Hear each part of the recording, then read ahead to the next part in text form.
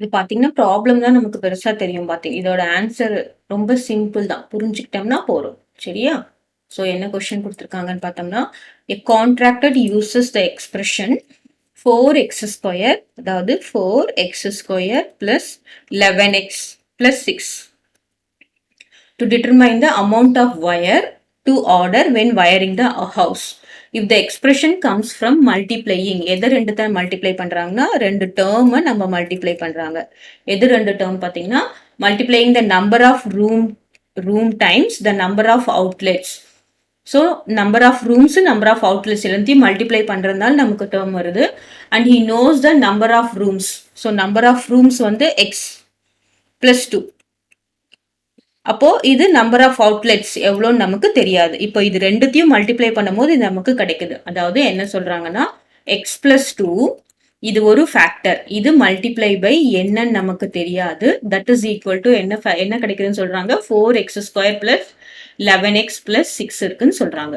So இதுக்கு நம்ம என்ன பண்ணணும்னா இதுக்கு நம்ம ஃபேக்டரைசேஷன் மெத்தட்ல ஆன்சர் கண்டுபிடிக்கணும். கிளியரா? அப்போ நம்ம என்ன பண்ணணும் 4 this is coefficient of x² multiplied by 6 என்ன வரும் 24 வரும்.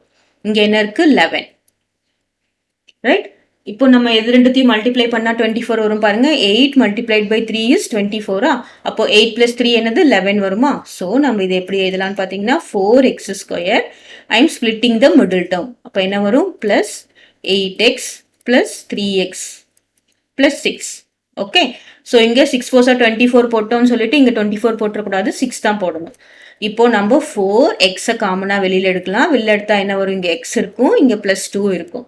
இங்கேயும் வந்து x plus 2 நம்ம காமனாக வெளியில் எடுத்தோம்னா நமக்கு என்ன இருக்கும்? இங்கே plus 3 இருக்குமா? So what are the two factors?